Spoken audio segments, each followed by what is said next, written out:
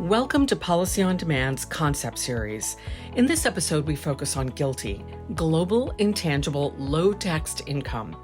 Here's Pat Brown. So Pat, what is GILTI? So GILTI stands for Global Intangible Low-Taxed Income. That's a bit of a mouthful. It's a new tax that was introduced in 2017 as part of the 2017 tax reform. And broadly speaking, it applies to the foreign income of U.S. multinational corporations. And what is the purpose of GILTI? So GILTI was really introduced when we moved from the old system of taxing foreign earnings to our current law system of taxing foreign earnings. The prior system of taxing foreign earnings, we had what's called a worldwide tax system with deferral. Now, what that meant is that when U.S. companies had foreign affiliates, so foreign subsidiaries operating outside of the United States, the earnings of those foreign affiliates were not subject to U.S. tax unless and until those earnings were repatriated back to the U.S. in the form of a dividend.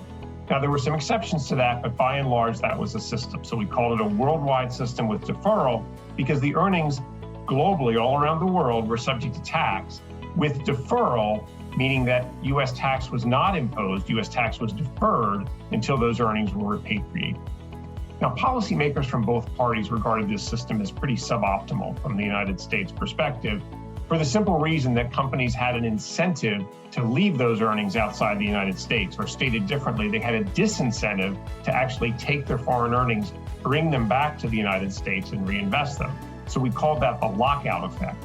Earnings were locked out of the United States.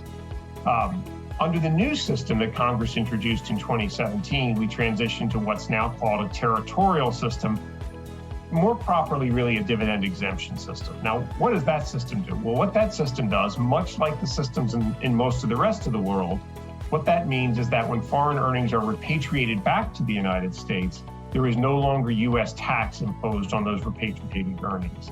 So we've ended the lockout effect.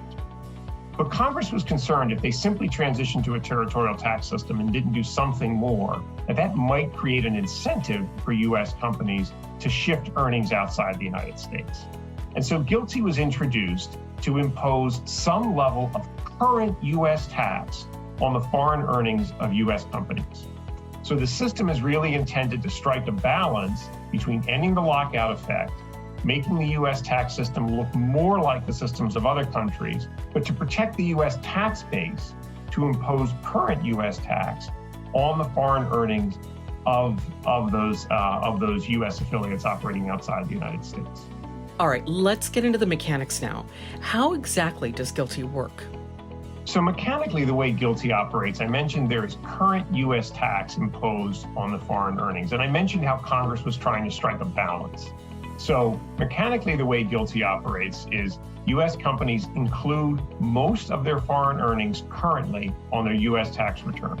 They include those foreign earnings. They take a deduction for those foreign earnings to reduce the rate of U.S. tax imposed on those earnings. So that's part of that balance.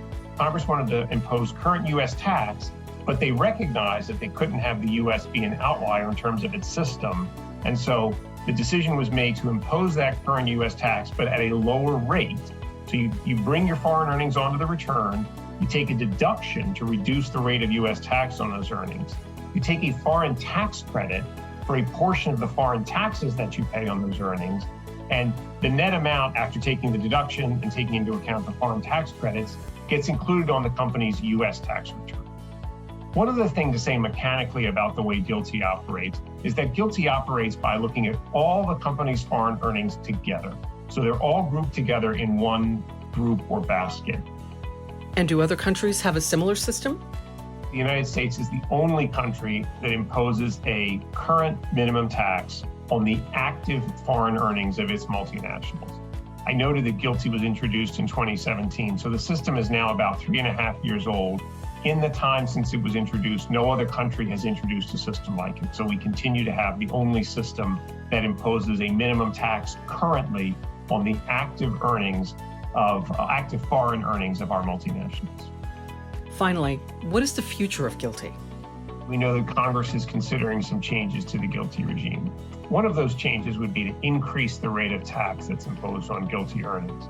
Now, we know, as I mentioned, when Congress enacted GILTI, they were trying to strike this balance between protecting the U.S. tax base and also protecting the competitiveness of U.S. companies. Raising the rate on GILTI, of course, would kind of shift that balance in some respects. Congress, we know, is also looking at whether or not they should make other changes to the way the GILTI computation is undertaken by companies. And these changes taken together, the increase in the rate and the way the GILTI computational mechanics operate, certainly from the perspective of companies, raise concerns about, of course, competitiveness, but also complexity, because some of these mechanical computational changes would really dramatically increase the complexity of the system compared to current law. We hope you enjoyed this episode of Policy on Demand's Concept Series. For more Policy on Demand, check out the link in the description of this episode.